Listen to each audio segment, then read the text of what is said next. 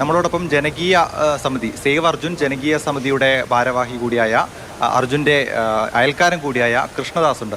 കൃഷ്ണേട്ടാ, എന്താണ് ജനകീയ സമിതി ഈ വിഷയത്തിൽ എന്താണ് നിലപാടെടുക്കുക? ഇന്ന് 7ാം ദിവസത്തിൽ എത്തി നിൽക്കുമ്പോൾ ഞങ്ങൾക്കിപ്പോഴും പ്രതീക്ഷയുടെ കണ്ണി അറ്റുപോകാത്ത അവസ്ഥയിൽ തന്നെയാണ് ഞങ്ങളുള്ളത്. അതുകൊണ്ട് തന്നെ കഴിഞ്ഞ ദിവസങ്ങളിൽ നിന്ന് മാറി കുറച്ചുകൂടി പുരോഗതി തിരച്ചിലിന് ഉണ്ടായിട്ടുണ്ട് എന്നുള്ളത് ആണ് ഞങ്ങൾക്കുള്ളൊരു ആശ്വാസം. അതുകൊണ്ട് തന്നെ ഇന്നൊരു അവസാന ദിവസമാണ്. ഇന്നലെയും മിനിയാന്നൊക്കെ നമ്മൾ പറഞ്ഞു ഇന്ന് അവസാന നിമിഷമാണ്, ഇന്ന് തന്നെ അത് കണ്ടെത്താൻ വേണ്ടി പറ്റും. ഇന്നിപ്പോൾ 7ാമത്തെ ദിവസത്തിൽ എത്തിയപ്പോഴും നമ്മുടെ പ്രതീക്ഷ തന്നെയാണ്. അതുകൊണ്ട് തന്നെയാണ് പ്രതീക്ഷ കൈവിടാതെ ഒരു നാടും ഒരു വീടും കാത്തിരിക്കണം.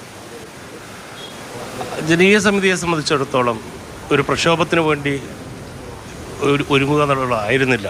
കാരണം ആ തിരച്ചിലിന് ആക്കം കൂട്ടുന്നതിന് വേണ്ടി എന്തൊക്കെ സമ്മർദ്ദം ചെലുത്തണമോ അതിൻ്റെ ഭാഗമായിട്ടാണ് ജനകീയ സമിതി അത്തരമൊരു പ്രക്ഷോഭത്തിന് ഇന്നലെ നേതൃത്വം നൽകിയത്. ഒരു സ്ഥിരം പ്രക്ഷോഭമായിട്ട് പോകുന്നതിനപ്പുറം അർജുനെ കണ്ടെത്തുന്നതിന് വേണ്ടി അധികാരി വർഗ്ഗങ്ങളിലേക്ക് ഞങ്ങളുടെ ഈ നാടിൻ്റെ സ്പന്ദനം എത്തിക്കുക എന്നുള്ളതാണ് ഞങ്ങൾ ഇന്നലത്തെ ദൗത്യത്തിൽ ചെയ്തിട്ടുള്ളത്.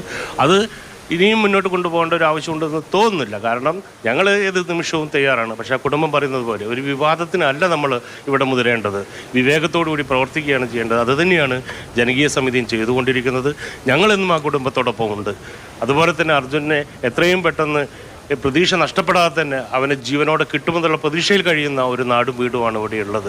അതിനുവേണ്ടിയുള്ള പ്രവർത്തനങ്ങൾ കുറച്ചുകൂടി ത്വരിതപ്പെടുത്താൻ വേണ്ടിയിട്ട് എന്തൊക്കെ ചെയ്യാൻ പറ്റുമോ അധികാരികൾ അതിനുവേണ്ടിയുള്ള തയ്യാറെടുപ്പുകൾ നടത്തണമെന്നാണ് അത് സംബന്ധമായിട്ട് ഞങ്ങൾക്ക് സൂചിപ്പിക്കാനുള്ളത്. ഇപ്പം ഇന്നത്തെ രാവിലെ പരിശോധിക്കുകയാണെങ്കിൽ മഞ്ചേശ്വരി MLA ഉണ്ട്, കോഴിക്കോട് MP ഉണ്ട്.